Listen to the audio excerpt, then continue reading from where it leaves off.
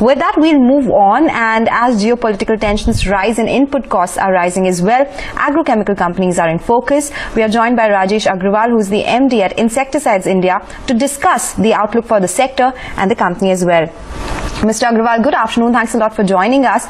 I wanted to understand the general impact that is there on the supply chain as far as the agrochemical sector is concerned, and particularly for your company in your export market. Do you have any exposure to Russia or Ukraine?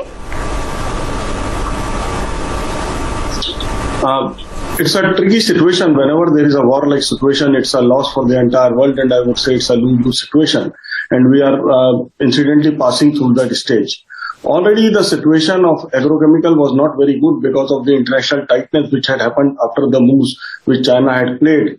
The entire supply chain was disrupted and the prices were already moving up. And with now the shortage of crudes and basic chemicals and lot of other commodities, they are impacting very badly on the supplies. Now the international suppliers, they are trying to hoard the material and they are trying to escalate the prices, and ultimately that has to go to the consumer. We generally try that this is the beginning of the season, because in India, agrochemical sales start with the Kharif, and Kharif begins in the month of May. So it is all advanced planning time, at which I think now we will be forced to build up the inventories. And since now the prices will be going up continuously, so at this moment we'll be passing these prices to the market slowly, and then the worries will be at the time when the market falls, what happens. So that is one of the worries. For Insecticides India, yes, the export business is growing across the world. This year we will be doubling our sales and we'll be crossing 120 crores in export business. CIS is not a big market for us actually. So hardly any matter in terms of sales. But yes, the pressure is there on the company because all the raw material prices are escalating. Sir, actually, on the subject of raw materials, can you tell us for your top 3 raw materials, how much has the cost gone up compared to the December quarter levels? Like if you look at the crude, you know how the crude has played. So a lot of solvents and basic chemicals are based on crude, so they are impacted. Apart from that, there are certain other key raw materials actually, which are based out of various minerals, and of course they have the impact of crude also along with them.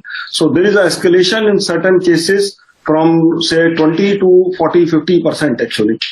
Okay, so are you planning to pass it on to the customers? Have you already taken any price hikes, any further price hikes that you are planning to take? Actually, generally this is the time when the season is low, and now the people are building up the stocks for the new Kharif season. But yes, the price hike has to go into the market.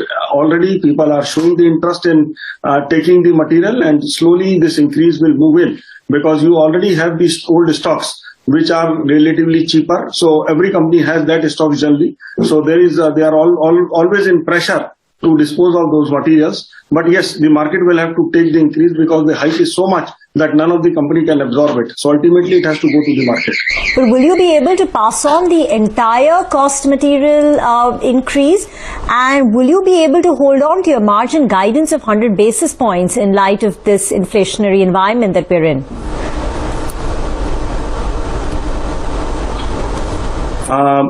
I think our performance will remain good, because this is the time when we are spending a lot on and we are expecting big from our investments what we have made. So there are a lot of launches which are lined up, and along with these launches, the expansions are also going to turn around, and we are expecting to start our new expansion in Rajasthan shortly. And in next 2 months, we will start our expansion of Gujarat also. So they will also play out. So we are very, very confident and optimistic on the new year.